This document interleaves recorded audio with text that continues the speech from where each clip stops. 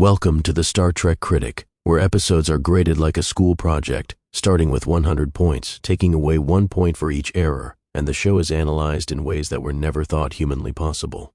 Today's episode is New Ground. Two storylines rolled into one. They test traveling by Soliton wave, and Worf's son Alexander returns. In this rare shot of the corner office in engineering, you realize Starfleet gets its chairs from Office Depot.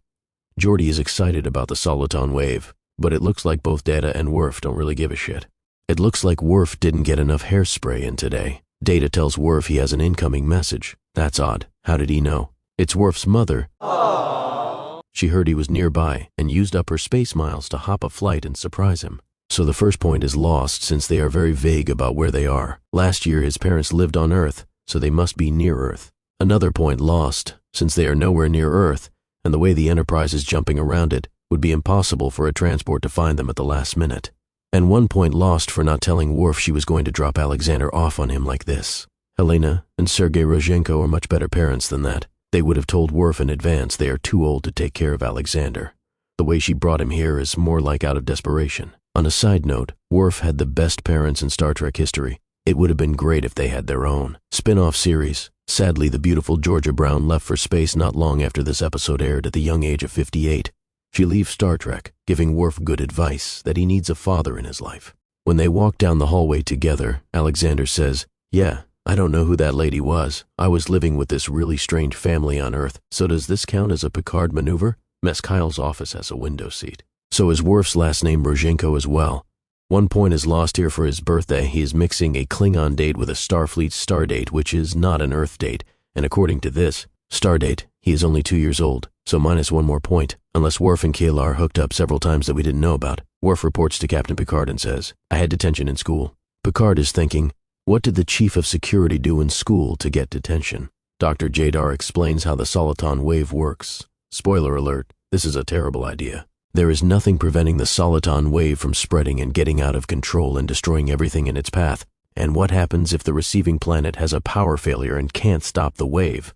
1 point is lost for Deanna in a catsuit just for ratings.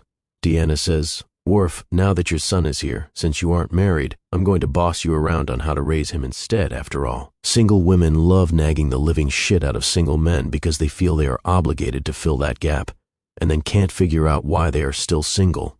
Worf decides he will go on the field trip just to escape Deanna picking fights with him all day. Worf is thinking, this field trip is worse than the narrator using an AI-generated voice. We could be in the holodeck looking at giant animals, and this Father-Son Day is sexist. All we got are these cheap plastic toys, and what are the moms and daughters doing? Mattress surfing with Julie Andrews. 1 point lost here since Alexander is chest high with the Gilvos, and now he can barely see them. The next point is lost for separating the 14 Gilvos. It looks like environmentalists of the future forgot that a group of animals will thrive better in groups. It would have been better if Miss Kyle told Worf privately what she saw. Only 4 hours have passed since the show began, not enough time for the events that happened, so minus 1 more point. Worf wants to know why Alexander stole the dinosaurs. Alexander blames the third baseman. This is an excellent speech from Worf. He explains how he lost everything, which is why he became a more honorable Klingon than anyone in the Klingon Empire. Alexander is thinking, how did he end up with human parents? They must have kidnapped him and smuggled him back to Galt somehow.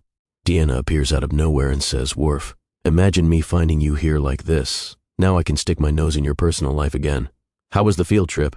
Worf says, "It was horrible. We went to a room full of cheap plastic toys that even Goodwill will pay you to take, while all the moms and daughters went mattress surfing on the holodeck. Then the prop director kicked us out since Alexander took one of the toys, even though he will just throw them out when they are done filming this episode." Deanna says that sucks. Mattress surfing sounds much more fun.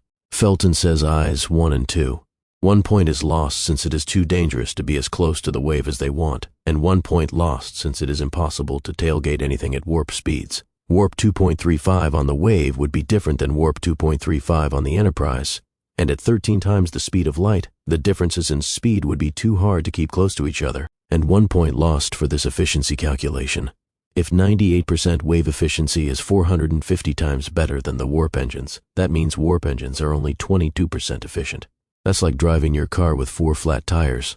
The Soliton wave broke up, but shout out to them still trying. Now they have to go find a giant wave in space. Worf is in detention again. Like son, like father. Miss Kyle says Alexander is very smart but gets into trouble. In reality, Alexander is a very good kid, but Miss Kyle is making up these stories to talk to Worf because she has the hots for him. That's why her lipstick matches her jacket. She made herself up real good before he came in, and now Alexander is in the holodeck. Mattress surfing without him. This is too much. 1 point is lost for the holodeck not having child locks on them. Worf is a proud father that still has to give his son the ass whooping of a lifetime for taking his bat leth. Worf says freeze program, but the holodeck smoke continues, so -1 point. Even Alexander admits Miss Kyle is making up those stories so she can get Worf in her office. Alexander says he has failed to teach his father. Worf says, "No, that's my line. It looks like you are such a bratty kid that I will have to enroll you in Catholic school for the nuns to straighten you out." Alexander says, No, anything but that. Catholic school is worse than the narrator using an AI-generated voice. Riker does Picard maneuver number 2, and 3, and 4.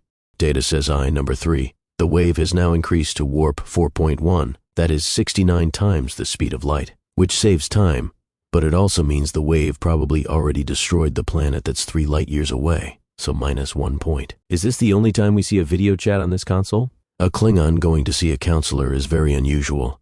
Worf is saying, "Miss Kyle keeps having me go back to her office. I think she has the hots for me." Deanna says, "That's odd. I thought you came to my office because you had the hots for me."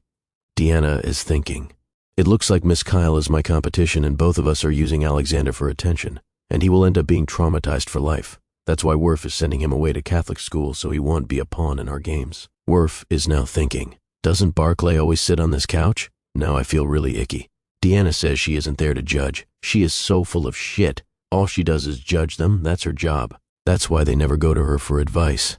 Deanna wants to know about K'Ehleyr. In reality, she is fishing for information she can use to score with Worf, and the poor guy doesn't even know it.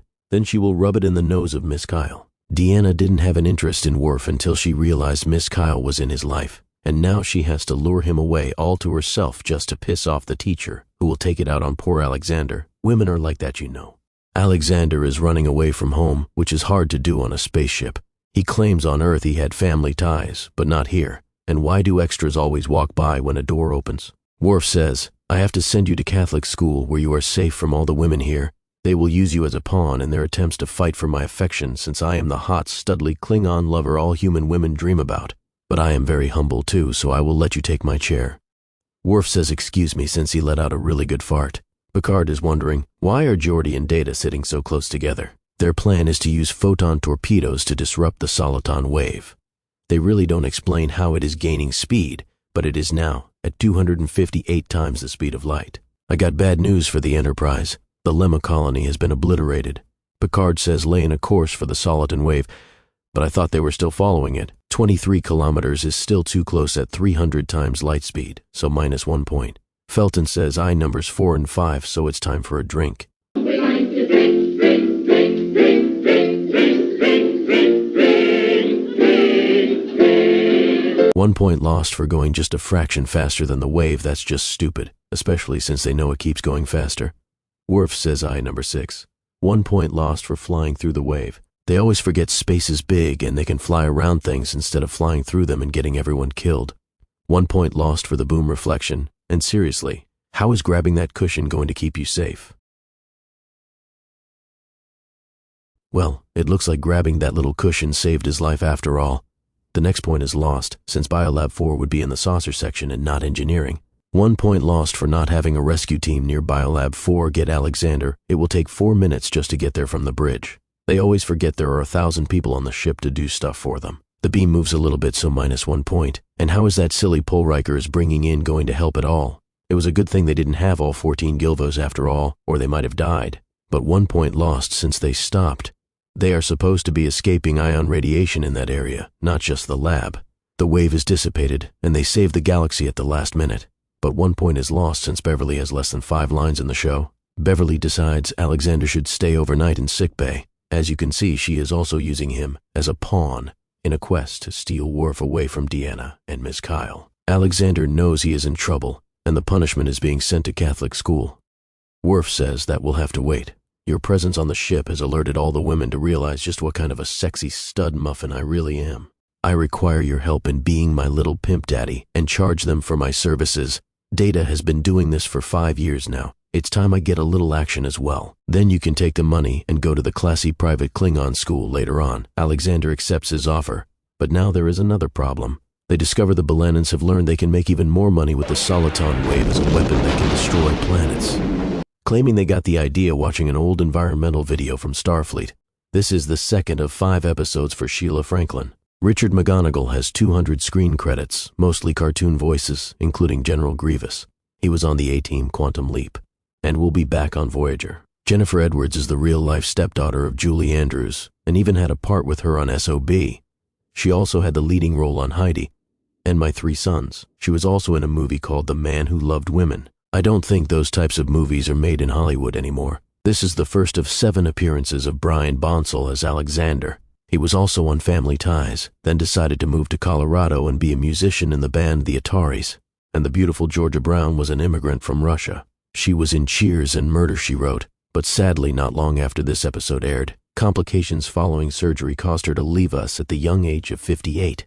And the Gilvos played themselves, but since the scientists didn't take all of them and didn't look, they discovered later these are both males and can't reproduce and save the species. And I don't want to know if they tried because that would be icky. New Ground, featuring Worf getting the role of Dad, and a new technology that you can either surf on or destroy planets with, gets a score of 76%. Thanks for viewing. Be sure to leave comments below, check out the other videos and playlists, click the like button, the share button, and the subscribe button, and tune in next week for Hero Worship.